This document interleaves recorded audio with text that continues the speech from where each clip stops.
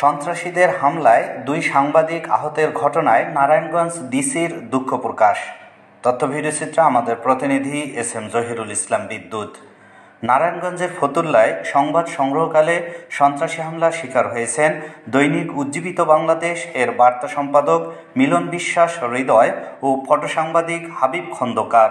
রোববার 4 মে 3 ঘটিকার দিকে ফতুল্লার মাসদাইর এলাকায় এই হামলার ঘটনা ঘটে। এ ঘটনায় দুঃখ প্রকাশ করেছেন নারায়ণগঞ্জ জেলা প্রশাসক মোহাম্মদ জাহিদুল ইসলাম মিয়া। তিনি এ ঘটনার তদন্তপূর্বক ব্যবস্থা নেওয়ার আশ্বাস দেন। আহত 2 সাংবাদিকের চিকিৎসার খোঁজখবর নেন এবং তাদের পাশে থাকার প্রতিশ্রুতি ব্যক্ত করেন। জেলা প্রশাসক মোহাম্মদ জাহিদুল ইসলাম মিয়ার পক্ষ থেকে নির্দেশে এনডিসি মোহাম্মদ তামশিদ ইরাম খান ও নাজির মোহাম্মদ কামরুল ইসলাম 300 শয্যা হাসপাতাল খানপুর মিলন বিশ্বাস হৃদয়কে দেখতে যান এবং তার চিকিৎসার খোঁজখবর নেন।